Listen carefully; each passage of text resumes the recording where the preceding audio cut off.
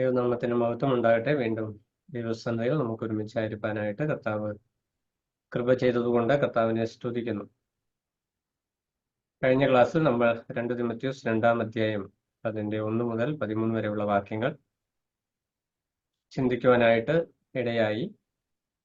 തിമോഥെയോസിനെ അല്ലെങ്കിൽ കർത്താവിന്റെ ശുശ്രൂഷയിലായിരിക്കുന്ന സഭാ ശുശ്രൂഷയിലായിരിക്കുന്ന ശുശ്രൂഷകന്മാരെ 3 നിലകളിൽ അവിടെ സംബോധന ചെയ്യുന്നതായിട്ട് നമുക്ക് കാണുവാനായിട്ട് സാധിച്ചു. ഒരു നല്ല ഭടനായി, ഒരു നല്ല കായിക താരം, അത്ലറ്റായിട്ട്, അതുപോലെ തന്നെ ഒരു നല്ല കഠിനാധ്വാനം ചെയ്യുന്ന ഒരു കൃഷിക്കാരൻ, ഈ 3 നിലകളിലുള്ള കമ്പാരിസണിൽ കൂടി ഒരു സഭാ ശുശ്രൂഷകൻ സഭാ ശുശ്രൂഷയിൽ, ആത്മീക ശുശ്രൂഷയിൽ അവരുടെ കാഴ്ചപ്പാട് എങ്ങനെയായിരിക്കണം എന്നത് സംബന്ധിച്ച് അപ്പോസ്തലൻ പൗലോസ് തിമോഥെയോസിന് കൊടുക്കുന്ന നിർദ്ദേശം നമുക്ക് കാണുവാനായിട്ട് സാധിച്ചു. തിമോഥെയോസിന് പൗലോസ് ഈ ലേഖനം എഴുതി വരുമ്പോൾ ആവർത്തിച്ച് പറഞ്ഞു വരുന്ന ഒരു വിഷയം, അല്ലെങ്കിൽ തിമോഥെയോസിന്റെ ഹൃദയത്തിൽ പതിക്കുവാനായിട്ട് പൗലോസ് ആഗ്രഹിക്കുന്ന വിഷയം എന്ന് പറയുന്നത് ദൈവ ശുശ്രൂഷയുടെ അല്ലെങ്കിൽ സഭാ ശുശ്രൂഷയുടെ ഗൗരവം എന്താണ് എന്നതാണ്. ഇന്നത്തെ സഭാ ശുശ്രൂഷകരും ഈ വിഷയങ്ങൾ, ഈ പാസ്റ്ററൽ എപ്പിസോഡ്സ് അല്ലെങ്കിൽ ഇടയ ലേഖനങ്ങൾ തിരുവഴുത്ത് നമുക്ക് തന്നതിന്റെ ഉദ്ദേശം സഭയിൽ വിവിധ ശുശ്രൂഷ രംഗത്തായിരിക്കുന്ന നാമും നമ്മുടെ ശുശ്രൂഷയുടെ മഹത്വം അതിന്റെ വിവിധ തലങ്ങളും വ്യക്തമായി മനസ്സിലാക്കണമെന്ന് ദൈവം ആഗ്രഹിക്കുന്നു എന്നുള്ളതാണ്. ഇന്ന് നമ്മൾ അതിന്റെ 14 മുതലുള്ള വാക്യങ്ങളാണ് ശ്രദ്ധിക്കുവാനായിട്ട് പോകുന്നത്.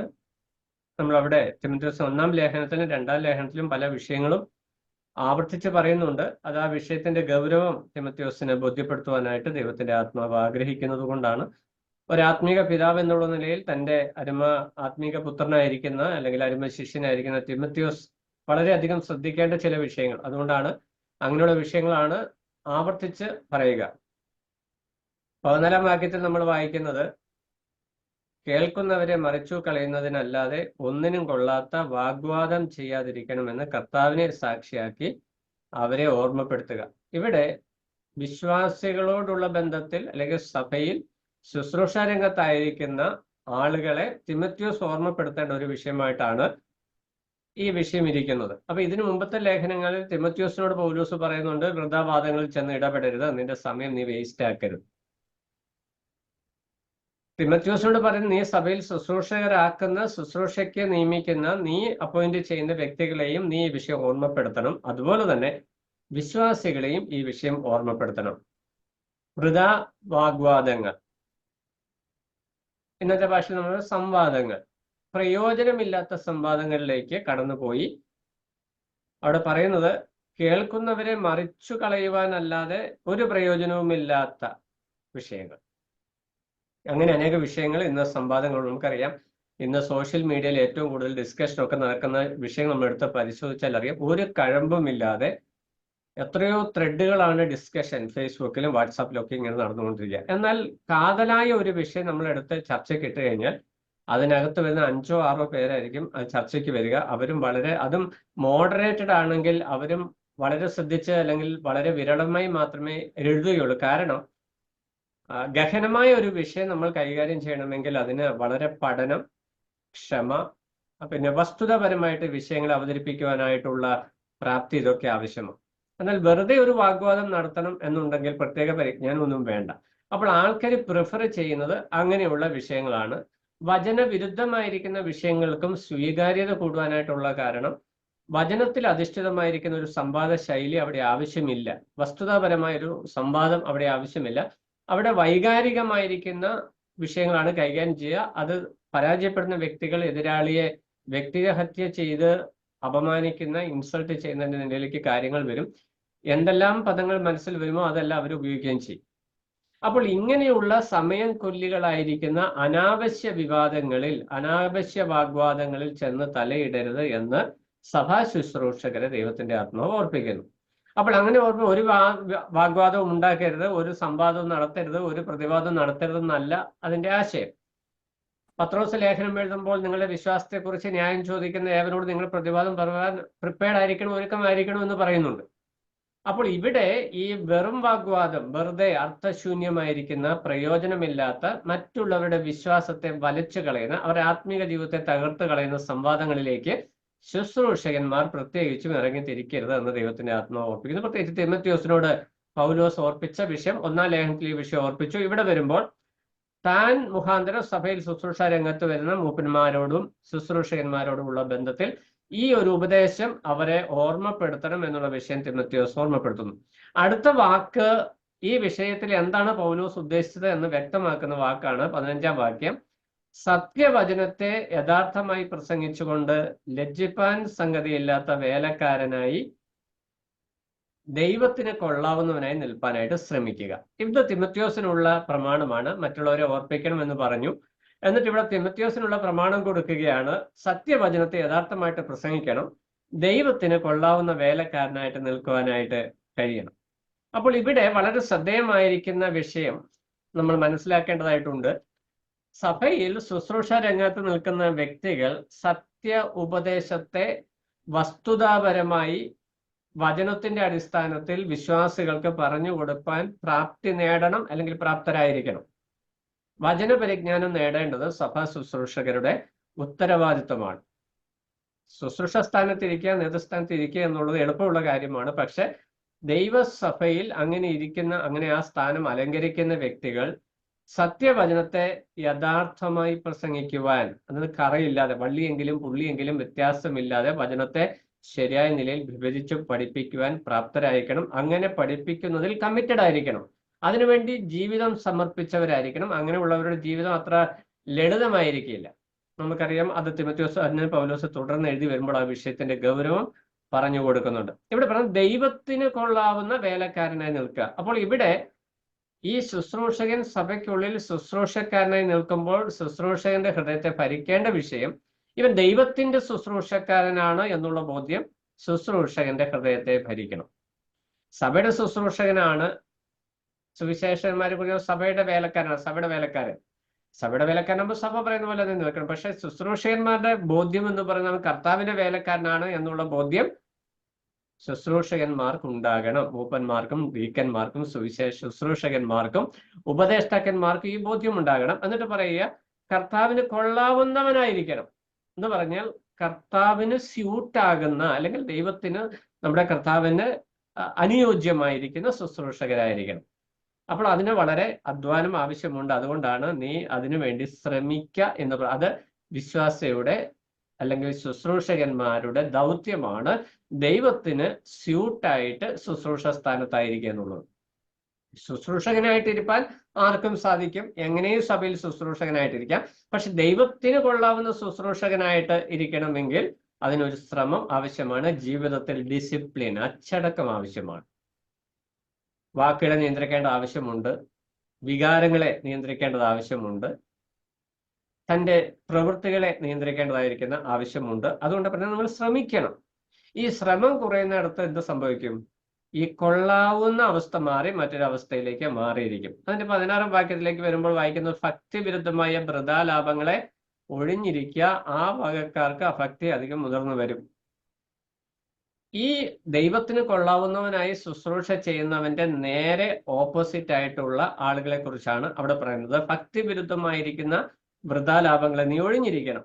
അതായത് നമ്മൾ അവരെ സൂക്ഷിക്കണം. ഈ ശുശ്രൂഷകന്മാർ ഈ ഭക്തിവിരുദ്ധമായിരിക്കുന്ന ഉപദേശങ്ങളുമായിട്ട് വരുന്ന വ്യക്തികളെ സൂക്ഷിക്കണം. നമ്മുടെ ഭാഷയിൽ പറഞ്ഞാൽ ദുരുപദേശങ്ങളുമായിട്ട് കടന്നു വരുന്ന വ്യക്തികളെ സൂക്ഷിക്കണം. അപ്പോൾ എന്താണ് ദുരുപദേശം? പലപ്പോഴും നമ്മൾ മനസ്സിലാക്കുന്ന പൊതുവെ സ്വീകാര്യമായിരിക്കുന്ന ഉപദേശമാണ് സത്യോപദേശം എന്നാണ്. അങ്ങനെയല്ല. വചനപ്രകാരം എന്താണോ സത്യമായിരിക്കുന്ന ഉപദേശം അപ്പോസ്തലന്മാർ മുഖാന്തരം ദൈവത്തിന്റെ പരിശുദ്ധാത്മാവ് വചനത്തിൽ ആലേഖനം ചെയ്ത് വചനത്തെ ശരിയായ നിലയിൽ വിഭജിച്ച് പഠിച്ച് വസ്തുതാപരമായി നമ്മൾ മനസ്സിലാക്കി കൊണ്ടുവരുന്ന ഉപദേശ സത്യങ്ങളാണ് സത്യോപദേശം. പ്രഗത്ഭന്മാരിലൂടെയാണ് പല ദുരുപദേശങ്ങളും സഭയ്ക്കുള്ളിലേക്ക് പലപ്പോഴും കടന്നത്. അതുകൊണ്ട് പോപ്പുലാരിറ്റി അല്ല, ഒരു ഉപദേശം വചന അധിഷ്ഠിതമാണോ വചനവിരുദ്ധമാണോ എന്നതിന് ആധാരമായിരിക്കുന്നത് ഈ ലഭിക്കുന്ന ഉപദേശം വചനത്തിൽ അധിഷ്ഠിതമാണോ എന്നുള്ളതാണ് ശ്രദ്ധിക്കേണ്ടതായിരിക്കുന്ന വിഷയം. അപ്പോൾ നമ്മൾ ആ വിഷയം പ്രത്യേകം ശ്രദ്ധിക്കേണ്ടതായിട്ട് ആവശ്യമുണ്ട്. അപ്പോൾ ഇവിടെ പറയുന്നത് ഭക്തിവിരുദ്ധമായിരിക്കുന്ന വൃഥാലാഭങ്ങളെ ഒഴിഞ്ഞിരിക്കണം. അതായത് ദുരുപദേശകന്മാരെ കുറിച്ച് നമ്മൾ ശ്രദ്ധയുള്ളവരായിരിക്കണം, ജാഗ്രത ഉള്ളവരായിരിക്കണം എന്നുള്ള വിഷയം ഓർപ്പിക്കുന്നു. അതിന്റെ 22-ാം വാക്യത്തിലേക്ക് വരുമ്പോൾ അവിടെ യൗവന മോഹങ്ങളെ വിട്ടോടണം എന്നുള്ള വിഷയം അവിടെ നമ്മൾ ആ വാക്യത്തിലേക്ക് വരും. എന്നാൽ ഇതിനോട് ചേർത്ത് പറയുന്ന 2 വിഷയങ്ങളാണ്. 2 കാര്യങ്ങൾ പ്രത്യേകമായിട്ട് ശ്രദ്ധിക്കണം. ദൈവത്തിന് കൊള്ളാവുന്ന ഒരു ശുശ്രൂഷക്കാരനായിട്ട് നിൽക്കണമെങ്കിൽ 2 കാര്യങ്ങൾ ഉണ്ടാകണം. ഒന്ന്, ദുരുപദേശങ്ങളെ തിരിച്ചറിയാനും ദുരുപദേഷ്ടക്കാരന്മാരോട് മതിയായ അകലം പാലിക്കുവാനും അവരുമായിട്ട് വൃഥാ വാഗ്വാദങ്ങളിൽ ഏർപ്പെട്ട് സത്യവിശ്വാസികൾക്ക് കൺഫ്യൂഷൻ ഉണ്ടാക്കുവാനും അവസരം കൊടുക്കാതെ സത്യോപദേശം വിശ്വാസികളെ പറഞ്ഞ് ബോധ്യപ്പെടുത്തുന്ന ഒരു ശീലം. അത് ശരിയായ ഉപദേശം ഡിക്ലെയർ ചെയ്ത് അവരെ പഠിപ്പിക്കുക, അല്ലെങ്കിൽ അവരെ ഉപദേശിക്കുക. തെറ്റായ ഉപദേശം വരുമ്പോൾ അതിൽ തെറ്റ് നമ്മൾ ചൂണ്ടിക്കാണിക്കണം. എന്നാൽ അവരുമായിട്ട് വാഗ്വാദങ്ങളിൽ ഏർപ്പെട്ട് ഇത് കേട്ടിരിക്കുന്ന വിശ്വാസികളിൽ കൺഫ്യൂഷൻ ഉണ്ടാക്കുക. അതൊരു ഇന്നത്തെ പല സംവാദങ്ങളിൽ സംഭവിക്കുന്ന ഒരു വിഷയം അതാണ്. സംവാദമൊക്കെ നടന്ന ഒരു സ്റ്റേജ് എത്തിക്കഴിയുമ്പോൾ ഈ വിശ്വാസികളുടെ ഉള്ളിൽ ദുരുപദേശം എന്ന് പറയുന്നത് ശരിയാണെന്നൊരു ചിന്ത. കാരണം എപ്പോഴും നമുക്ക് മനസ്സിലായി മനുഷ്യന്റെ ഹൃദയം എപ്പോഴും തെറ്റിന്റെ സൈഡിലേക്ക് വശീകരിക്കപ്പെടുന്നതും തെറ്റായ ഉപദേശത്തിന് കൂടുതൽ സ്വാധീനം ലഭിക്കുന്നതുമായിരിക്കുന്ന ലോക സാഹചര്യമാണ് ഉള്ളത്. അപ്പൊ സത്യത്തിന് എപ്പോഴും പുറകെ പോകുന്ന ആളുകൾ കുറവായിരിക്കും.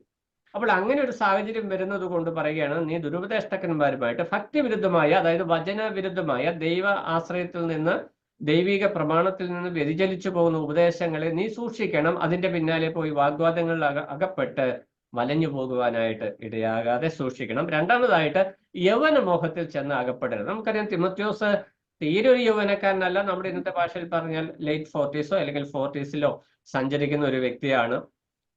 കാരണം തൻ സഭയിൽ മൂപ്പന്മാരെ നിയമിക്കുവാൻ തക്കവണ്ണം പരിജ്ഞാനവും പക്വതയൊക്കെ പ്രാപിച്ച ഒരു വ്യക്തിയാണ്.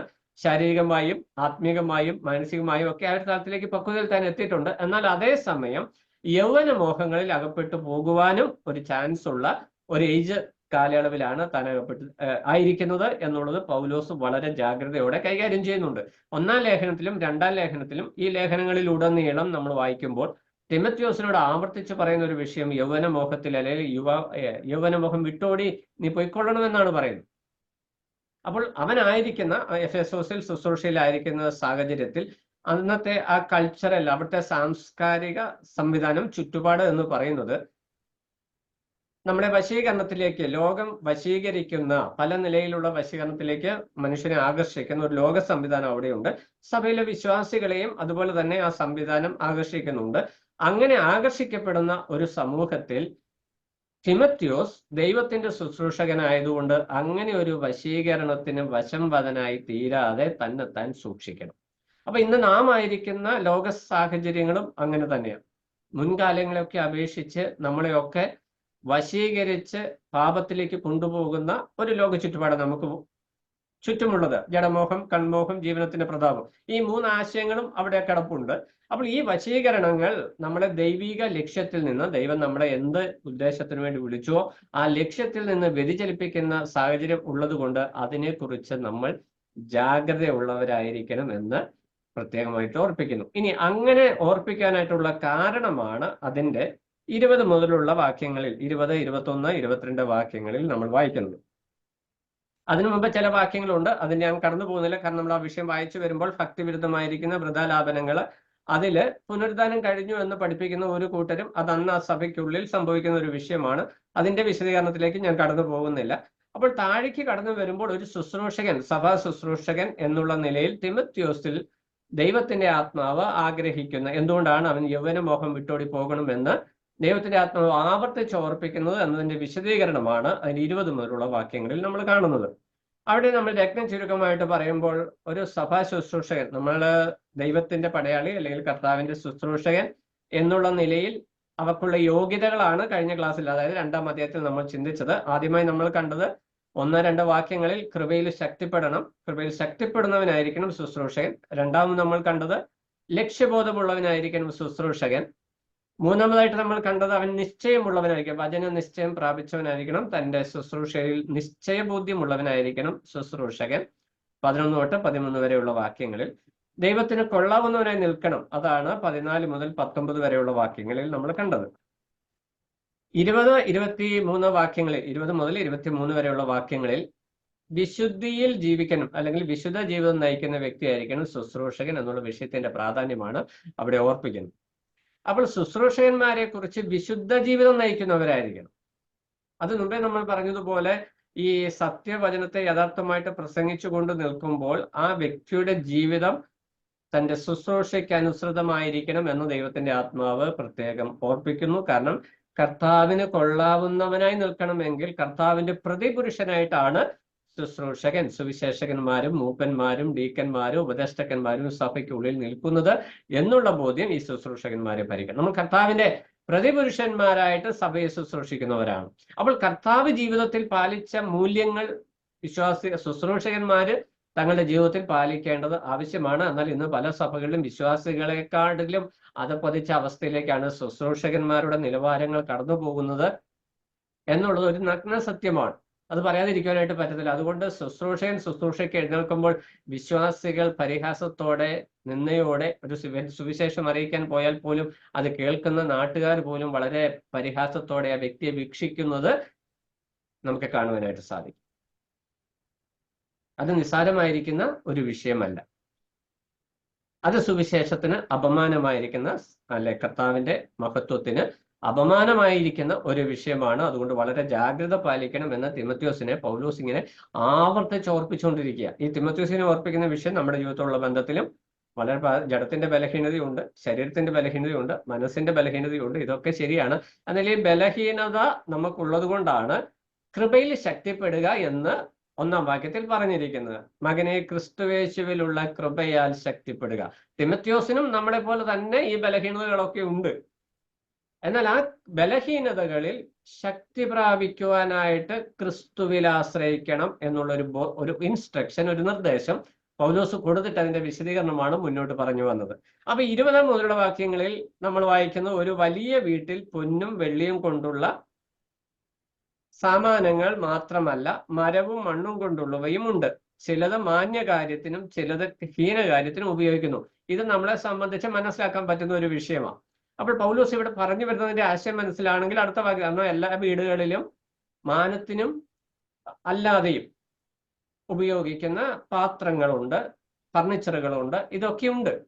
അത് നമുക്കറിയാവുന്ന വിഷയമാണ്. എന്നാൽ ഒരു വിശ്വാസിയുടെ ജീവിതമായിട്ട് ഇതിനെ എങ്ങനെ ബന്ധിപ്പിക്കുവാനായിട്ട് കഴിയുമെന്നത് നമുക്ക് മനസ്സിലാക്കുവാൻ അടുത്ത വാക്യത്തിലേക്ക് വരുമ്പോൾ ചിലത് മാന്യകാര്യത്തിനും ചിലത് ഹീനകാര്യത്തിനും ഉപയോഗിക്കുന്നു. ഇവയെ വിട്ടകന്ന് തന്നെത്താൻ വെടിപ്പാക്കുന്നവൻ വിശുദ്ധവും ഉടമസ്ഥന് ഉപയോഗവുമായി നല്ല വേലയ്ക്കൊക്കെയും ഒരുങ്ങിയിരിക്കുന്ന മാനപാത്രം ആയിരിക്കും. ഇത് വായിക്കുമ്പോൾ കുറച്ച് ഒന്ന് ഇരുത്തി ചിന്തിച്ചാലാണ് നമുക്ക് ഈ കാര്യങ്ങൾ മനസ്സിലാകുകയുള്ളൂ. ഇവിടെ പൗലോസ് തിമത്യോസിന് കമ്മ്യൂണിക്കേറ്റ് ചെയ്ത് തിമത്യോസിനെ ബോധ്യപ്പെടുത്തുവാനായിട്ട് ആഗ്രഹിക്കുന്ന വിഷയം, ഒരു വീട്ടിൽ മാനപാത്രങ്ങളും ഉണ്ട്, ഹീനപാത്രങ്ങളും ഉണ്ട്. എന്ന് പറഞ്ഞാൽ ഏറ്റവും മാന്യമായ സ്ഥാനത്തിരിക്കുന്ന പാത്രങ്ങളും ഉണ്ട്. ഹീനം എന്ന് ഉദ്ദേശിച്ചത് അത് ആവശ്യമില്ലാത്തതൊന്നല്ല. ഇതിൻ്റെ അർത്ഥം അതിന്റെ പർപ്പസ്, അത് ഉപയോഗിക്കുന്നത് ഈ മാന്യകാര്യത്തിന് വേണ്ടി ഉപയോഗിക്കുന്ന സ്ഥാനത്തല്ല. കുറച്ചുകൂടെ വ്യക്തമായിട്ട് പറഞ്ഞാൽ വർക്ക് ഏരിയയിൽ ഉപയോഗിക്കുന്ന കാര്യങ്ങളല്ല ലിവിങ്ങിൽ നമ്മൾ ഉപയോഗിക്കുക. എന്നാൽ ഇവിടെ കമ്പയർ ചെയ്യുന്ന വിഷയം സ്വർണം കൊണ്ടുള്ളതുമുണ്ട്. മരം കൊണ്ടും മണ്ണുകൊണ്ടുമുള്ള എല്ലാ വസ്തുക്കളും ഹീനകാര്യത്തിന് വേണ്ടി അന്നല്ല ഇവിടെ പൗലോസ് ഉദ്ദേശിക്കുന്നത്. നമ്മൾ അവിടെ കമ്മ്യൂണിക്കേറ്റ് ചെയ്യുവാനായിട്ട് ആഗ്രഹിക്കുന്ന വിഷയം ഈ വസ്തുക്കളുടെ മൂല്യങ്ങളാണ്. മരം കൊണ്ടുള്ളവയുണ്ട്, മണ്ണുകൊണ്ടുള്ളവയുണ്ട്, അതിന് ഒരു ഉദ്ദേശമുണ്ട്. സ്വർണം കൊണ്ടുള്ളവയുണ്ട്, അതിനും ഉദ്ദേശമുണ്ട്. വെള്ളി കൊണ്ടുള്ളവയുണ്ട്, അതിനും ഉദ്ദേശമുണ്ട്. ചിലത് ഹീനകാര്യത്തിനും ചിലത് നല്ല കാര്യത്തിനും ഉപയോഗിക്കുന്നു പൗലോസ് പറഞ്ഞു വന്നിട്ട് അടുത്ത വാക്യമാണ് ഇതിനകത്തെ ഫോക്കസ്. 21-ാം വാക്യം, ഇവയെ വിട്ടകന്ന് തന്നെത്താൻ വെടിപ്പാക്കുന്നവൻ. അപ്പോൾ ഈ മരത്തിൽ ഉപയോഗപ്പെടുത്തുന്ന, ഈ പാത്രത്തിൽ ഉപയോഗപ്പെടുത്തുന്ന വിഷയങ്ങളെയാണ് ഇവിടെ കൈകാര്യം ചെയ്യുന്നത്. ഇവിടെ സഭാ ശുശ്രൂഷകളിലുള്ള അന്തരങ്ങളെ നമുക്ക് വേണമെങ്കിൽ പറയാം. പക്ഷേ പൗലോസ് പറഞ്ഞു വരുന്ന കോണ്ടെക്സ്റ്റിൽ, സന്ദർഭത്തിൽ ഇവിടെ മരവും മണ്ണും കൊണ്ടുള്ള പാത്രങ്ങൾ എന്നതിലുപരി അതിന്റെ മാന്യതയ്ക്കാണ് പ്രാധാന്യം വരുന്നത്. എന്ന് പറഞ്ഞാൽ ഈ പാത്രങ്ങൾ തന്നെ മാന്യതയിൽ ഉപയോഗിക്കപ്പെടുക. എന്നിട്ട് അവിടെ പറഞ്ഞ ഇവയെ വിട്ടകന്ന്. ഏത് ഇവയെ? ഇവയിൽ എന്തൊക്കെയാണ് വിട്ടകന്ന്? മുകളിൽ പറഞ്ഞ കാര്യങ്ങളാ എന്ന് പറഞ്ഞാൽ അതിലെ ഒരു കാര്യമാണ് താഴെ ചേർത്ത് പറഞ്ഞ 22-ാം ഭാഗത്തിൽ, യൗവന മോഹങ്ങളെ വിട്ടൊഴിഞ്ഞ്. അപ്പോൾ ഒരു വിശ്വാസി അല്ലെങ്കിൽ ഒരു ശുശ്രൂഷകൻ അവൻ ഹോൾഡ് ചെയ്യേണ്ടതായിരിക്കുന്ന, ജീവിതത്തിൽ കൈകാര്യം കൊണ്ടു നടക്കേണ്ടതായിരിക്കുന്ന ഒരു ബോധ്യം എന്ന് പറയുന്നത്, ദൈവം എന്നെ ശുശ്രൂഷയ്ക്കാക്കിയിരിക്കുന്നത് അല്ലെ എന്നെ ഒരു പാത്രമായി ഉപയോഗിക്കുമ്പോൾ അത് മാനപാത്രമായിരിക്കണം. മാനപാത്രം എന്ന് പറഞ്ഞാൽ മാന്യന്മാർക്ക് കൊടുക്കുന്നതും മാനിക്കപ്പെടുന്നതുമായ പാത്രമാണ്. മാന്യന്മാർക്ക് കൊടുക്കുന്ന പാത്രം എപ്പോഴും നമ്മൾ മാന്യമായിട്ട് കൊടുക്കുകയുള്ളൂ. എന്ന് പറഞ്ഞാൽ ഈ ഗസ്റ്റുകളൊക്കെ വരുമ്പോൾ അവർക്കുണ്ടല്ലോ സ്റ്റാറ്റസ്. ഏറ്റവും ടോപ്പ് ആയിട്ടുള്ള ഒരാൾ വരുമ്പോൾ അവർക്ക് ഏറ്റവും വെടുപ്പുള്ള പാത്രം, ഏറ്റവും കോസ്റ്റ്ലി പാത്രങ്ങൾ, നമ്മൾ ഏറ്റവും എത്ര പാവപ്പെട്ട വീടാണെങ്കിലും ഒരു ഗസ്റ്റ് വരുമ്പോൾ ഏറ്റവും നല്ല പാത്രം അത് ഏറ്റവും നന്നായിട്ട് കഴുകി തുടച്ച് വൃത്തിയാക്കി ഷൈനിങ് ആക്കി കൊണ്ടുപോയി കൊടുക്കും. അത് വളരെ ആദരവോടെയാണ് നമ്മൾ ചെയ്യുക. ഇതുപോലെ സഭാ ശുശ്രൂഷകന്മാർ സഭയ്ക്കുള്ളിൽ നിൽക്കുമ്പോൾ മാനപാത്രങ്ങളായിട്ട് ഇവർ വെളിപ്പെടണം. എന്ന് പറഞ്ഞാൽ ഇവരുടെ ജീവിതം വിശുദ്ധിയുള്ളതായിരിക്കണം, സാക്ഷ്യമുള്ളതായിരിക്കണം, മാതൃകയുള്ളതായിരിക്കണം എന്നാണ് ഇവിടെ അർത്ഥമാക്കുന്നത്. അല്ലെങ്കിൽ ഇവർ പറയുന്ന വിഷയങ്ങൾക്ക് യാതൊരു സ്ഥാനവുമില്ല. വൃത്തിഹീനമായ ഒരു പാത്രത്തിൽ നല്ല ഫ്രഷ് ജ്യൂസ് ഒക്കെ കൊണ്ടു കൊടുത്താൽ അതിന് യാതൊരു പ്രാധാന്യവും ഇല്ല. അപ്പോൾ പാത്രം വിശുദ്ധമായിരിക്കുക, അല്ലെങ്കിൽ നമ്മുടെ ജീവിതം മാതൃകയുള്ളതായിരിക്കുക, ശുദ്ധിയുള്ളതായിരിക്കുക എന്നതാണ് അവിടെ പ്രത്യേകമായിട്ട് ഓർപ്പിക്കുന്ന വിഷയം. അവന്റെ 19-ാം വാക്യം നമുക്കൊന്ന് വായിക്കാം. കർത്താവ് തനിക്കുള്ളവരെ അറിയുന്നുവെന്നും കർത്താവിന്റെ നാമം ഉച്ചരിക്കുന്നവനെല്ലാം അനീതി വിട്ടകന്നുകൊള്ളട്ടെ ആകുന്നു അതിന്റെ മുദ്ര. അപ്പോൾ അനീതി വിട്ടകലണം. അപ്പൊ ഈ കാര്യങ്ങളെ വിട്ടകന്ന് ശുദ്ധീകരിക്കുന്നവൻ ദൈവത്തിനോട് ഉടമസ്ഥന് ഉപയോഗമുള്ള പാത്രമായി വരുമെന്ന് പറയുമ്പോൾ അനീതി ചെയ്യുവാനായിട്ട് പാടില്ല എന്നത് നമുക്കവിടെ മനസ്സിലാക്കുവാനായിട്ട് കഴിയും. ഇനി നമ്മൾക്ക് ഈ വാക്യങ്ങളെ ഈ പറഞ്ഞു വന്ന അധ്യായത്തിലെ വിഷയങ്ങളുമായിട്ടൊന്ന് കമ്പയർ ചെയ്യുമ്പോൾ അതിന്റെ ശരിയായ ആശയം മനസ്സിലാക്കുവാനായിട്ട് നമുക്ക് 2:4 നമ്മൾ വായിച്ച് ഞാൻ ആദ്യം ഓർപ്പിച്ചു. 2-ാം അധ്യായത്തിൽ 3 നിലയിലുള്ള വ്യക്തികളുമായിട്ട് കമ്പയർ ചെയ്തിട്ടാണ് സഭാ ശുശ്രൂഷകന്റെ ശുശ്രൂഷയെ പരിചയപ്പെടുത്തിയിരിക്കുന്നത്. അപ്പോൾ ഇവയെ വിട്ടകന്ന് തന്നെത്താൻ വെടിപ്പാക്കുന്നവൻ എന്ന ആശയത്തിൽ ആ 3 കാര്യങ്ങളോടെ നമുക്ക് ചേർത്ത് വെച്ച് കഴിഞ്ഞാൽ ആശയം കുറച്ചുകൂടെ വ്യക്തമാവും.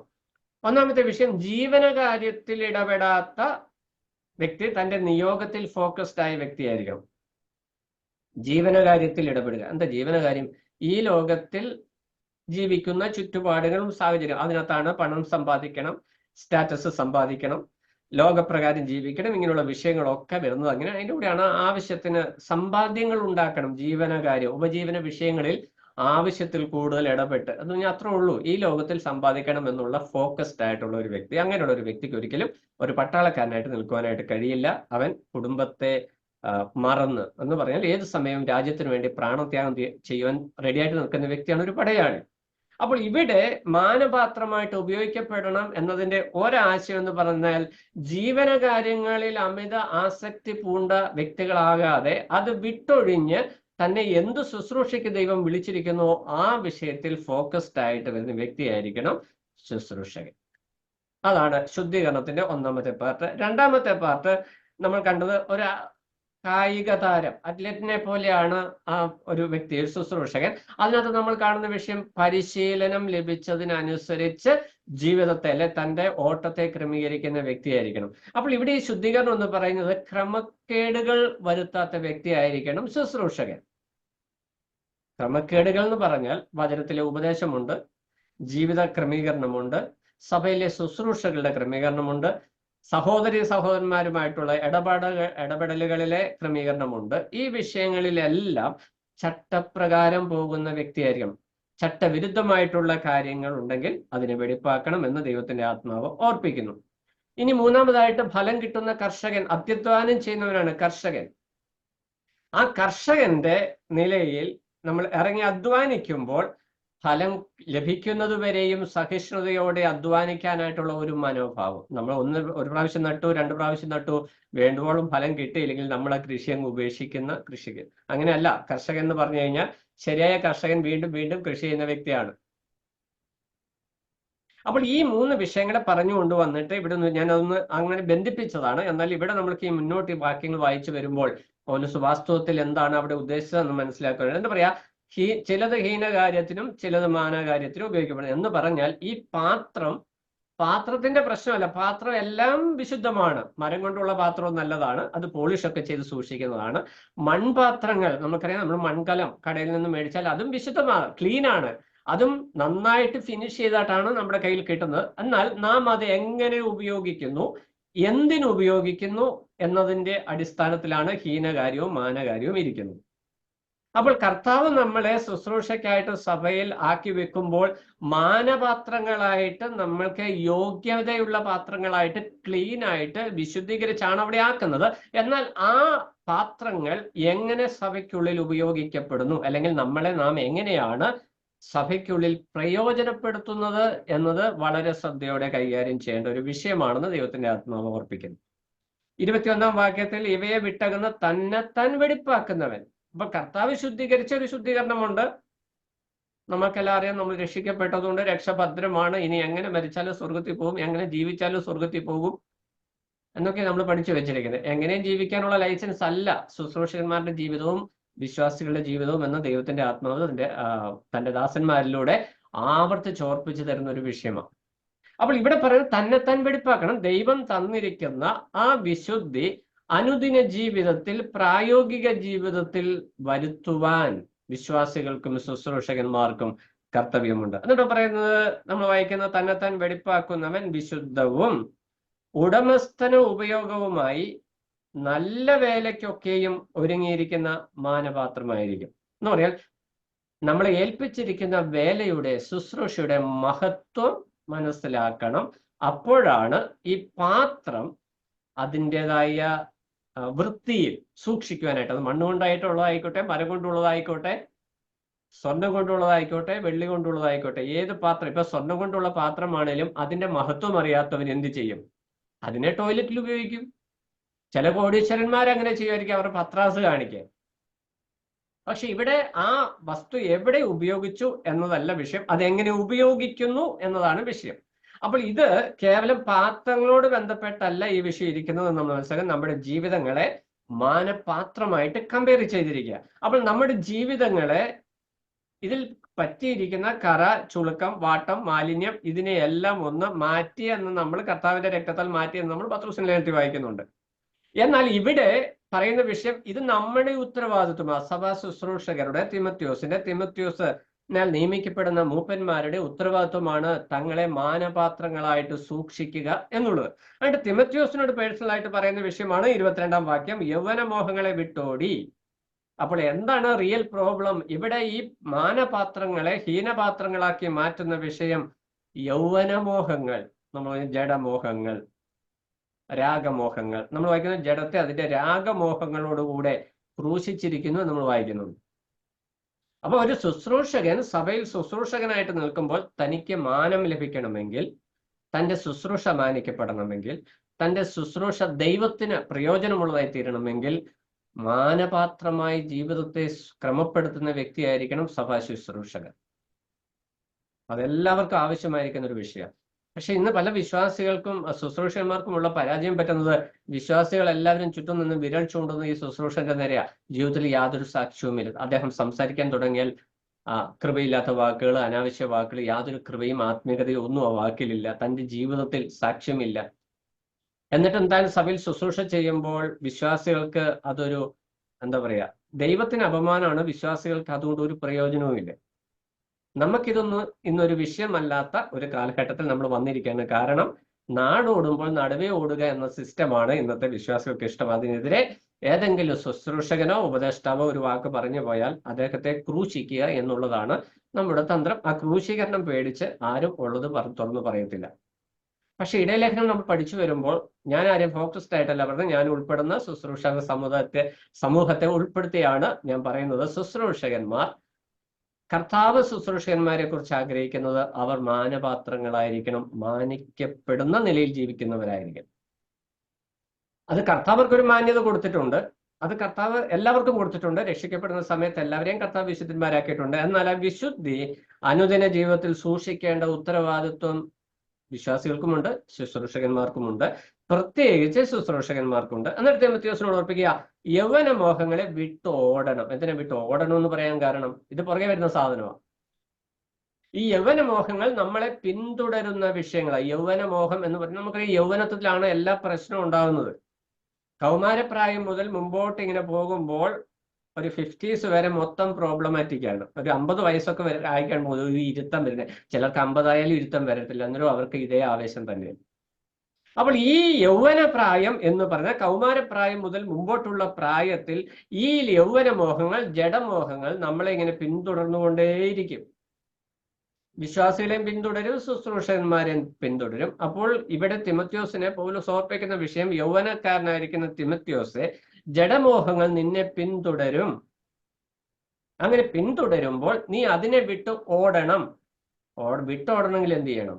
ഇച്ചിരി കഷ്ടപ്പാട് ആവശ്യമാണ്. ഇത് വന്ന് പിടിക്കും, അതിന്റെ പിടുത്തം വിടുവിച്ചിട്ട് വേണം വീണ്ടും മുന്നോട്ട് ഓടാൻ. എന്ന് പറഞ്ഞാൽ പിടിച്ച് നമ്മളെ ബന്ധനത്തിലാക്കുവാൻ ഇടയാക്കാതെ അതിൽ നിന്ന് ഓടി രക്ഷപ്പെടുന്ന ഒരു ആറ്റിറ്റ്യൂഡ്, ഒരു മനോഭാവം ഒരു ശുശ്രൂഷകൻ ഉണ്ടാകണം.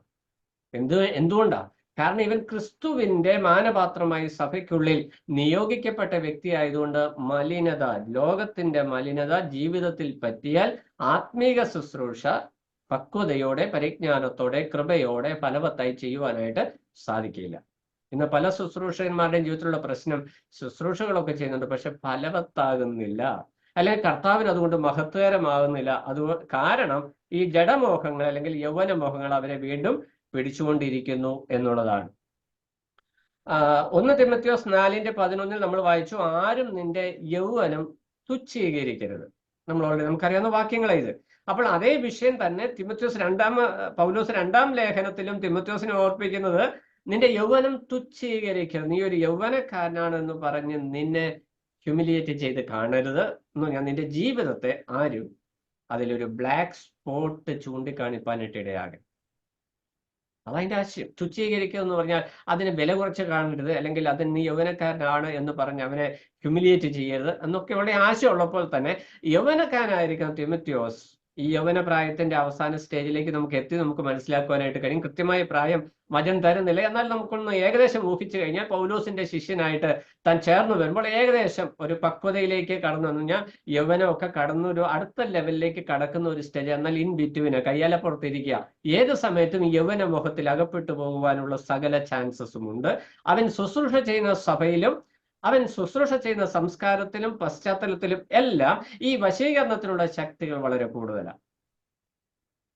ഈ ദുരുപദേഷ്ടകന്മാരുടെ ഒരു പ്രത്യേകത എന്താ? വിശ്വാസികളെ കെട്ടഴിഞ്ഞ് ജീവിക്കാൻ അനുവദിക്കുന്ന ഒരു സിസ്റ്റമാണ് ദുരുപദേശം. അതിന്റെ പിന്നാലെ സഹോദരി സഹോദരന്മാരെല്ലാം ക്യൂ ആയിട്ട് പോകും. എന്നാൽ വേർപെട്ട് ജീവിക്കുവാനായിട്ട് ഉപദേശിക്കുന്ന വ്യക്തിയുടെ പിന്നാലെ ചുരുക്കം പേരെ ഉണ്ടാവുള്ളൂ.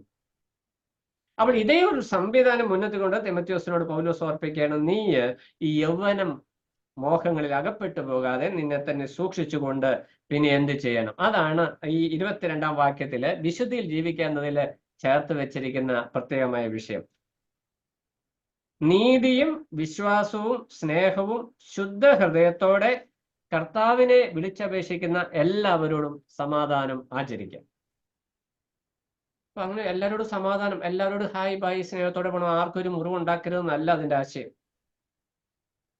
എല്ലാവരോടും സമാധാനം ആചരിക്കുക എന്ന് പറയുന്നത് എല്ലാവരെയും ഒരുപോലെ ഉൾക്കൊണ്ട് എല്ലാവരോടും ഒരുപോലെ കരുതി അങ്ങനെയൊക്കെ പോകണമെന്ന് അതിന്റെ ആശയം. പക്ഷെ അതിന് മുമ്പിലുള്ള ചില വാക്കുകൾ വളരെ ശ്രദ്ധേയമാണ്. ദൈവത്തിന്റെ ആത്മാവ് ഈ വാക്കുകളെ അതിന്റെ ക്രമത്തിൽ കൊണ്ടുവരുമ്പോൾ നമ്മൾ അതിനെ ഒന്ന് ഇരുത്തി ചിന്തിക്കണം. ഒന്നാമത്തെ വിഷയം, നീ ഈ പാപങ്ങളെ, യൗവനമോഹങ്ങളെ, ലോകത്തിന്റെ വശീകരണങ്ങളെ വിട്ടോടി, രാഗമോഹങ്ങളെ വിട്ടോടി നീതിയും എന്ന് പറയുന്നത് തനിക്ക് ലഭിച്ച നീതീകരണത്തെ കുറിച്ച്, ക്രിസ്തുവിൽ ലഭിച്ച നീതീകരണം, ക്രിസ്തുവിന്റെ നീതി, അതെന്ത് ചെയ്യണം? അത് നീ പിന്തുടരണം.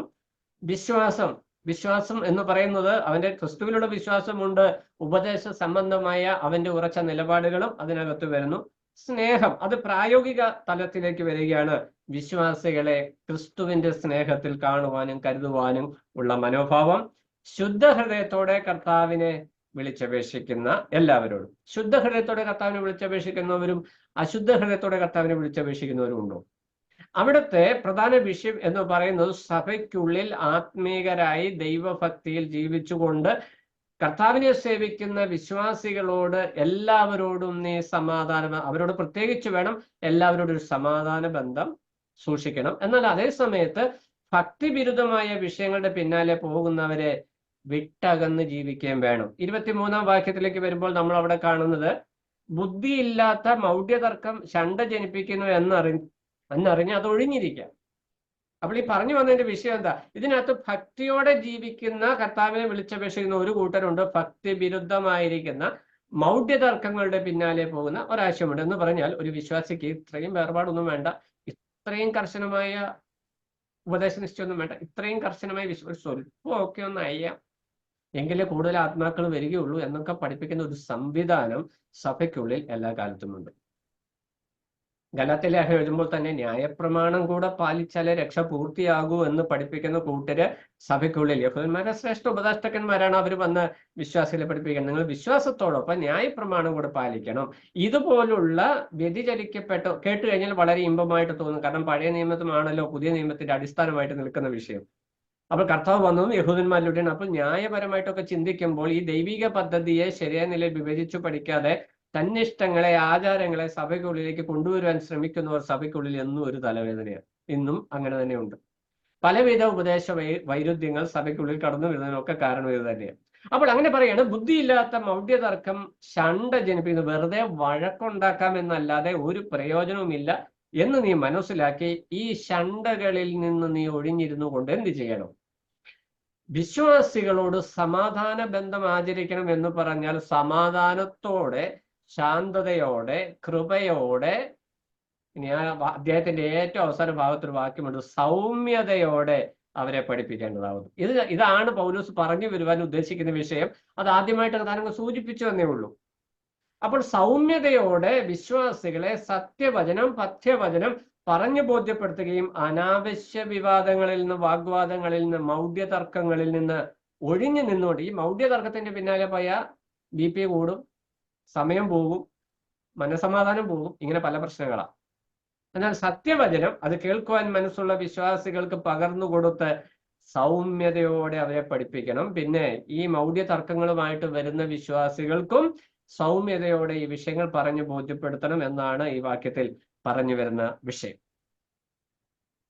അപ്പോൾ വിശ്വാസികളുമായിട്ട് ഒരു ഹൃദ്യമായ ബന്ധം പുലർത്തുമ്പോൾ തന്നെ യൗവന മോഹത്തിൽ അകപ്പെട്ട് പാപത്തിൽ വീഴുവാൻ ഇടയാകാതെ ശുശ്രൂഷകൻ തന്നെത്താൻ സൂക്ഷിക്കണം. അതാണ് ഇവിടെ തിമോഥെയോസിനെ പൗലോസ് ഉദ്ബോധിപ്പിക്കുന്ന പ്രധാനപ്പെട്ട വിഷയം. കാരണം കർത്താവിന് വേണ്ടി പ്രയോജനപ്പെടുവാൻ കർത്താവ് മാനപാത്രമായി തിരഞ്ഞെടുത്തിട്ടുണ്ട്. ഒരുപക്ഷെ നമ്മുടെ ആ പാത്രം എന്ന് പറയുന്ന മരപാത്രത്തിന്റെ സ്ഥാനമായിരിക്കാം, മൺപാത്രം ആയിരിക്കാം, സ്വർണം കൊണ്ടുള്ളതായിരിക്കാം, വെള്ളി കൊണ്ടുള്ളതായിരിക്കാം. എന്ത് തന്നെയായാലും മാന്യകരമായ നിലയിൽ ജീവിക്കുവാനായിട്ട്, ശുശ്രൂഷിക്കുവാനായിട്ട് ദൈവം വിവിധങ്ങളായ ചെറുതും വലുതുമായ ശുശ്രൂഷകൾ ഏൽപ്പിച്ചപ്പോൾ ആ പാത്രത്തെ അതിന്റെ മാന്യതയിൽ, വിശുദ്ധിയിൽ സൂക്ഷിക്കുവാനായിട്ട് നമുക്ക് ഉത്തരവാദിത്വമുണ്ട് എന്നാണ് ദൈവത്തിന്റെ ആത്മാവ് ഇവിടെ തിമോഥെയോസിനെ ഓർപ്പിക്കുകയാണ്.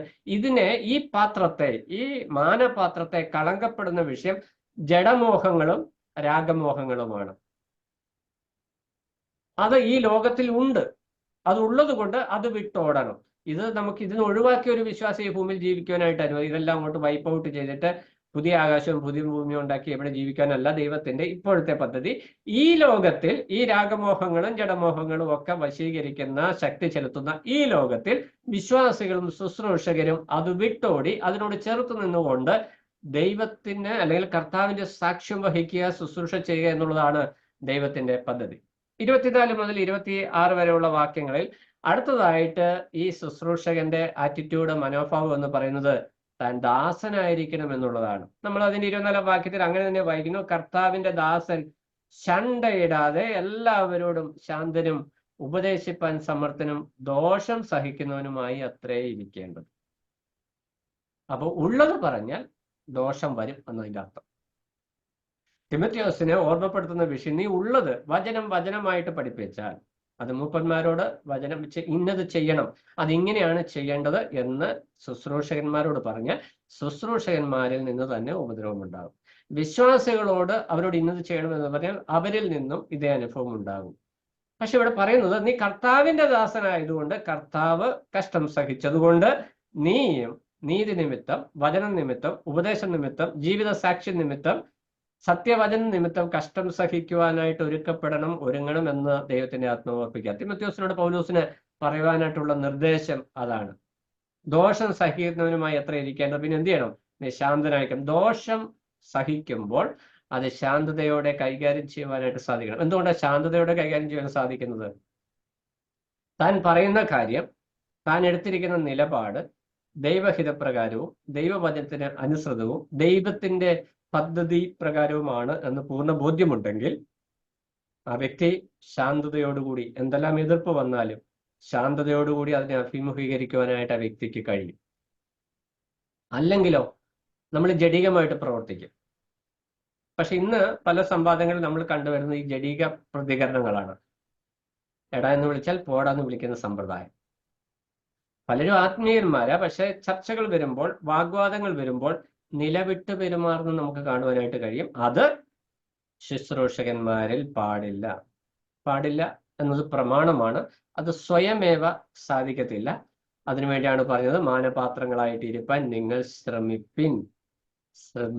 വളരെ അധ്വാനം, വളരെ ശ്രമം അതിന്റെ പിന്നിൽ ആവശ്യമാണ്. ജഡത്തെ നിയന്ത്രിക്കുക, വികാരങ്ങളെ നിയന്ത്രിക്കുക, കോപത്തെ നിയന്ത്രിക്കുക, വാക്കുകളെ നിയന്ത്രിക്കുക, ഇതിനൊക്കെ വളരെ കൃപ ആവശ്യമാണ്. അതുകൊണ്ടാണ് ക്രിസ്തുയേശുവിന്റെ കൃപയിൽ ശക്തിപ്പെടുക എന്ന് തിമോഥെയോസിനോട് പ്രാരംഭമായി ഓർപ്പിക്കുന്നത്. ഇങ്ങനെയുള്ള, നമുക്കറിയാം ചില മൂപ്പന്മാരെ നമുക്കറിയാം, നമ്മുടെ സഭകളിലൊക്കെ നമ്മൾ ചില മൂപ്പന്മാരെ നമ്മൾ കാണാറുണ്ട്. എന്തെല്ലാം പ്രതിബന്ധങ്ങൾ വന്നാലും അവര് വളരെ ശാന്തമായിട്ട് ആ വിഷയങ്ങളെ ഫേസ് ചെയ്യുന്നതായിട്ട് കാണുവാനായിട്ട് കഴിയും. എന്നാൽ അതേ സമയത്ത് മൂർഖന്മാരെ കാണാം.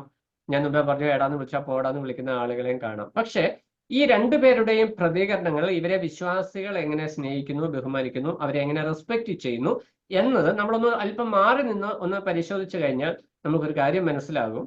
ചില സ്ഥലത്ത് വിഷയങ്ങളിൽ കർശനമായ നിലപാടുകൾ നമ്മൾ സ്വീകരിക്കണം. പക്ഷെ അത് കലഹവും ശണ്ടയുമായി പോകാതെ വിഷയങ്ങൾ കാര്യപ്രാപ്തിയോടെയും കാര്യഗൗരവത്തോടെയും പറയുന്ന ഒരു അനുഭവമായിട്ട് മാറണം എന്നതാണ് ദൈവത്തിന്റെ പദ്ധതി. ശണ്ടയും കലഹവും വാക്കേറിയൽ ലംഘനം ഉണ്ടാകും എന്ന് നമ്മൾ വായിക്കുന്നുണ്ട്. വാക്ക് പെരുകുമ്പോൾ കോപമുണ്ടാകും, കോപം പെരുകുമ്പോൾ അത് വലിയ വിഷയത്തിലേക്ക് വന്ന് ഭവിക്കും. എന്നാൽ അതിനെ ശാന്തതയോടെ വിഷയം, അത് സത്യത്തിനു വേണ്ടി, അത് ഇന്നതാണ് ബ്രദറെ അതിന്റെ ശരിയായ വചന നിലപാട് എന്ന് അതിന്റെ ഗൗരവം വിടാതെ, എന്നാൽ അതേ ശാന്തഭാവത്തിൽ പറയുവാൻ കഴിയുന്ന ആത്മീക പക്വത വിശ്വാസികൾ പ്രാപിക്കണം, അല്ലെ ശുശ്രൂഷകന്മാർ പ്രാപിക്കണം എന്നത് ദൈവത്തിന്റെ ആത്മാവ് തിമോഥെയോസിലൂടെ നമ്മളെ ഓർമ്മപ്പെടുത്തുന്നു.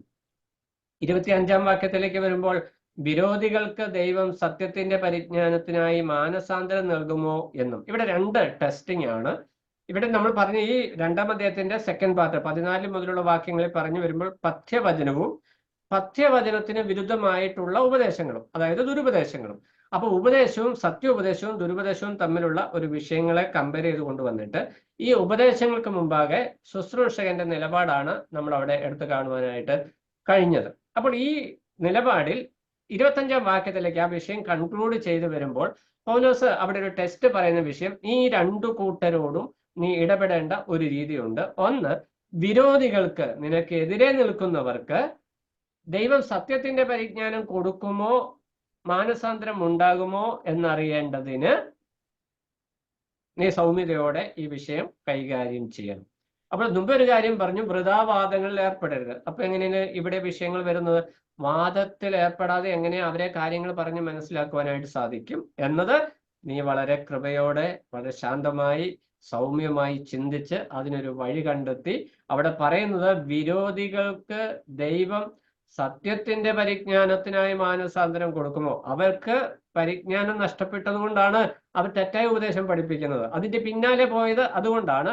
അപ്പോൾ വിരോധികൾക്ക്, നിനക്കെതിരെ നിൽക്കുന്നവർക്ക്, അല്ലെങ്കിൽ സത്യ ഉപദേശത്തിനെതിരെ നിൽക്കുന്നവർക്ക് പരിജ്ഞാനം ഉണ്ടാകുമോ എന്നറിയാൻ നീ സൗമ്യതയോടെ അവരോട് ഈ വിഷയങ്ങൾ പറയണം. വാഗ്വാദത്തിൽ ഏർപ്പെടരുത്. അവരെ ശാന്തമായി, അവരെ ഒറ്റയ്ക്കോ അവരോട് എങ്ങനെ ഇടപെടാം എന്നത് ചിന്തിച്ച് പ്രാർത്ഥിച്ച് അവരോട് ആ വിഷയത്തിന് വേണ്ടി നീ ഒന്ന് ശ്രമിക്കണം, ഒരു തിരുത്തലിന് വേണ്ടി നീ ശ്രമിക്കണം എന്ന് തിമോഥെയോസിനെ പൗലോസ് ഓർപ്പിക്കുന്നു. രണ്ടാമത്തെ വിഷയം, പിശാചിനാൽ പിടിപെട്ട് കുടുങ്ങിയവരാകിയാൽ അവർ സുബോധം പ്രാപിച്ച് അവന്റെ കെണിയിൽ നിന്ന് ഒഴിഞ്ഞ് ദൈവേഷ്ടം ചെയ്യുമോ എന്ന് വെച്ച്. എന്ന് പറഞ്ഞാൽ ഇവരെ സ്വയമേവ ഈ അബദ്ധത്തിൽ ചെന്ന് പെട്ടതല്ല, ഇവർ പിശാചിന്റെ കെണിയിൽ അകപ്പെട്ടതാണ് എന്ന് വെച്ച് നീ അവരോട് ഡബിൾ കൃപ കാണിക്കണം. കാരണം എന്ന് പറഞ്ഞാൽ ഒരാൾ തെറ്റായ ഉപദേശം പഠിപ്പിച്ചു കഴിഞ്ഞാൽ ഉടനെ ദുരുപദേഷ്ടാവെന്ന് മുദ്രകുത്തി ഒരു കല്ലും പെറുക്കി മേളിൽ വെച്ച് സഭയിൽ നിന്നും മുടക്കി അങ്ങ് മാറ്റി എത്തിക്കണമെന്നല്ല അതിന്റെ ആശയം.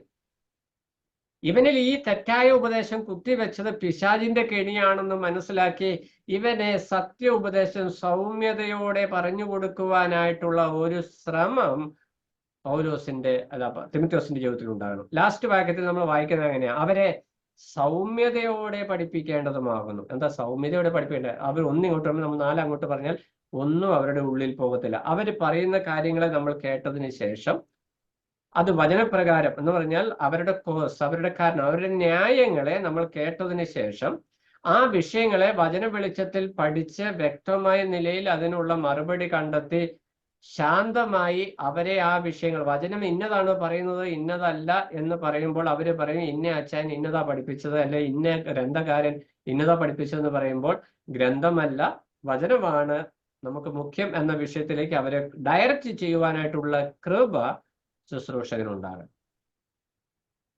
അപ്പൊ ഒരു ശുശ്രൂഷകന്റെ ശുശ്രൂഷയും ജീവിതം എന്ന് പറയുന്നത് ഒരു കുട്ടിക്കളിയല്ല, ഒരു നിസ്സാര വിഷയമല്ല. ഒരു സഭയിൽ ഒരു ശുശ്രൂഷ സ്ഥാനത്ത് വരിക എന്ന് പറയുന്നത് മാന്യതയുള്ള ഒരു ശുശ്രൂഷയാണ്, മാന്യമായിരിക്കുന്ന കാര്യമാണ്. അത് ശ്രേഷ്ഠവരങ്ങളെ വാഞ്ചിപ്പിൻ എന്ന് പറഞ്ഞതുപോലെ ശുശ്രൂഷ സ്ഥാനം ആഗ്രഹിക്കുന്നത് തെറ്റല്ല. പക്ഷെ ആഗ്രഹിക്കുമ്പോൾ ഇത്ര ഗൗരവമായിരിക്കുന്ന വിഷയങ്ങൾ അതിന്റെ പിന്നിലുണ്ട് എന്നുള്ള ബോധ്യം നമുക്കുണ്ടാകും. എന്ന് പറഞ്ഞാൽ ഒരു വ്യക്തി പട്ടാളത്തിൽ പോകുമ്പോൾ ശരിയാണ് തോക്കൊക്കെ പിടിച്ച് പട്ടാളക്കാരെന്നുള്ള പേര് കിട്ടും, രാഷ്ട്രപതിയുടെ അവാർഡുകളൊക്കെ കിട്ടുമെന്നൊക്കെ ചിന്തിച്ച് ഓടി പട്ടാളത്തിലോട്ട് ചെന്ന് കഴിഞ്ഞാൽ കഷ്ടപ്പാടായിരിക്കും ജീവിതം. അതിനൊരു 6 മാസം അല്ലെങ്കിൽ 1 വർഷം കഠിന പരിശീലനമുണ്ട്. അവർക്ക് ഭക്ഷണത്തിന് ക്രമമുണ്ട്, അവരുടെ നടപ്പിന് ക്രമമുണ്ട്, അവരുടെ മുടി എങ്ങനെ വെട്ടണമെന്നതിന് ക്രമമുണ്ട്. എങ്ങനെയും നടക്കുവാൻ, എല്ലാവരോടും എങ്ങനെ ഇടപെടുവാൻ ഒന്നും അവർക്ക് പറ്റത്തില്ല. ഡിസിപ്ലിൻ, അച്ചടക്കമുണ്ട്. ഇതുപോലെ സഭയിൽ ഒരു ശുശ്രൂഷകനായിരിക്കുക എന്നുള്ളത് വളരെ സ്റ്റാറ്റസ് ഉള്ള ഒരു കാര്യമാണ്. പക്ഷേ ആ സ്റ്റാറ്റസ് ഉള്ള സ്ഥാനത്ത് വളരെ ഗഹനമായിരിക്കുന്ന ഭാരിച്ച ഉത്തരവാദിത്വങ്ങൾ വ്യക്തി ജീവിതത്തിലും ശുശ്രൂഷ ജീവിതത്തിലും ഉണ്ട് എന്നുള്ള വിഷയവും നമ്മൾ ഓർക്കണം എന്ന് ദൈവത്തിന്റെ പരിശുദ്ധാത്മാവ് മുഖാന്തരം പൗലോസ് തിമോഥെയോസിനെ ഉദ്ബോധിപ്പിക്കുന്നു. അപ്പോൾ ഈ 3-ാം അധ്യായം അവസാനിച്ച 4-ാം അധ്യായത്തിലേക്ക് വരുമ്പോൾ അന്ത്യകാലത്ത് സംഭവിക്കാൻ പോകുന്ന വിഷയങ്ങളെ കുറിച്ചാണ് പറയുന്നത്. എന്നാൽ ഇവിടെ അടിസ്ഥാനപരമായിട്ട് തിമോഥെയോസിനെ പൗലോസ് ഓർപ്പിക്കുന്ന വിഷയം, നിന്റെ വിളിയെ നീ ഓർത്തുകൊള്ളണം, അതിനകത്തുള്ള ദൗത്യങ്ങളെ നീ ഓർത്തുകൊള്ളണം, സത്യവചനത്തിനു വേണ്ടി കഷ്ടം സഹിക്കുവാൻ, നിന്നെ ദൈവം ഏൽപ്പിച്ച ശുശ്രൂഷയ്ക്ക് വേണ്ടി അത് നേരോടെ ചെയ്യുവാൻ, അത് കർത്താവ് ഏൽപ്പിച്ചതുപോലെ തന്നെ ചെയ്യുവാൻ കഷ്ടം സഹിക്കേണ്ടി വന്നാലും അത് നീ സന്തോഷത്തോടെ സഹിക്കുന്ന ഒരു അനുഭവം, ഒരു കമ്മിറ്റ്മെന്റ് നിന്റെ ജീവിതത്തിൽ ഉണ്ടാകണം. എന്നാൽ അതേസമയം തന്നെ നീ യൗവന മോഹങ്ങളിൽ, ഈ ലോകത്തിന്റെ മോഹങ്ങൾക്ക് ഇടപെട്ട് നിന്റെ ശുശ്രൂഷയുടെ, നിന്റെ നിയോഗത്തിന്റെ മഹത്വം നീ കെടുത്തിക്കളയരുത്. എത്ര ഹൃദ്യമായിട്ടാണ് പൗലോസ് വിഷയം ശുശ്രൂഷനായിരിക്കുന്ന തിമോഥെയോസിനോ യൗവന മോഹങ്ങളെ നീ വിട്ടോടണം, ഇല്ലെങ്കിൽ എന്ത് സംഭവിക്കും?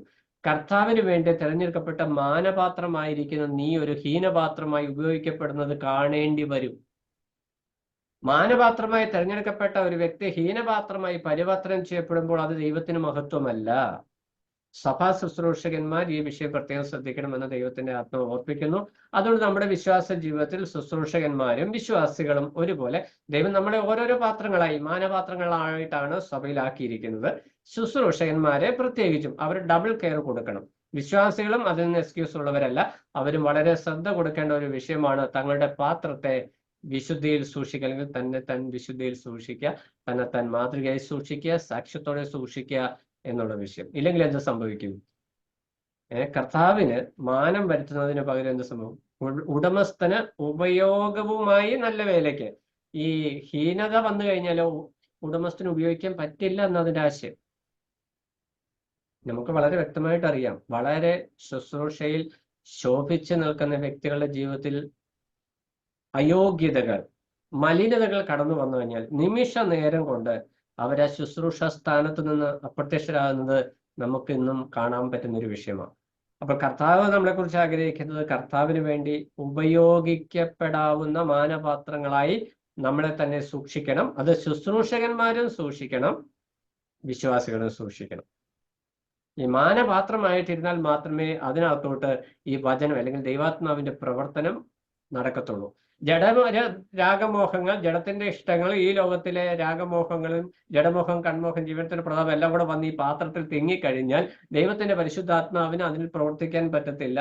അപ്പോൾ കൊരിന്തിലുള്ള വിശ്വാസികളെ പോലെ വിശ്വാസികൾ പലരും പ്രാകൃതന്മാരും ജഡീകന്മാരുമായി മാറും. പ്രാകൃതൻ എന്ന് പറഞ്ഞാൽ രക്ഷിക്കപ്പെടാത്തവരെ കുറിച്ച്. രക്ഷിക്കപ്പെട്ട വ്യക്തി രക്ഷയുടെ സകല അനുഭവം വിട്ട് ലോകത്തിലേക്ക് ഇറങ്ങി പോകുന്നതാണ് പ്രാകൃതന്മാർ നമുക്ക് പറയാൻ പറ്റും. നമ്മൾ ജഡീകന്മാരെന്ന് പറഞ്ഞാൽ അത് പിന്മാറ്റി പോകുന്നവരാ എന്ന് പറഞ്ഞാൽ ആത്മീയമായി വേണ്ടുവോളം ഫലം കഴിക്കാത്തവരാണ് ജഡീകന്മാർ. ഈ പ്രാകൃതന്മാരെന്ന് പറഞ്ഞാൽ ഇവര് രക്ഷയുടെ അനുഭവത്തിലൊക്കെ വന്നതാ, പക്ഷെ ജീവിതത്തിൽ യാതൊരു സൂക്ഷ്മതയും കൂടാതെ, യാതൊരു കെയറും കൂടാതെ തങ്ങൾക്ക് ബോധിച്ചതുപോലെ ജീവിച്ച് ലോകത്തിലേക്ക് ഇറങ്ങിപ്പോയി വിശ്വാസവും തള്ളിക്കളഞ്ഞ് ഒരു വിശ്വാസിയാണെന്ന് പറയുന്നത് പോലും ലജ്ജയാകുന്ന അനുഭവത്തിലേക്ക്, തനിക്ക് തന്നെ ലജ്ജയാണ്, മറ്റുള്ളവർക്ക് അദ്ദേഹം ഒരു വിശ്വാസിയാണ് എന്ന് പറയാൻ പോലും ലജ്ജിക്കുന്ന ഒരു അവസ്ഥയിലേക്ക് മാറിപ്പോകുന്ന അവസ്ഥ കൊരിന്ത്യ സഭയിൽ ഉണ്ടായി.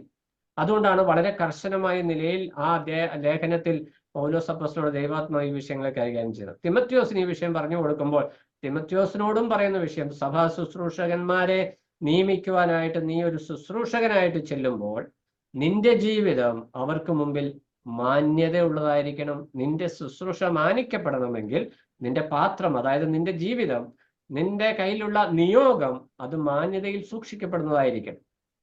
അപ്പൊ നമ്മുടെയൊക്കെ ജീവിതം നമ്മൾ അടുത്ത തലമുറയിലേക്ക് ശുശ്രൂഷകൾ പകർന്നു കൊടുക്കേണ്ടവരാണ്. നമ്മളൊക്കെ ഇവിടെ സ്ഥായിയായിട്ട് നിന്ന് നിൽക്കുന്നവരല്ല.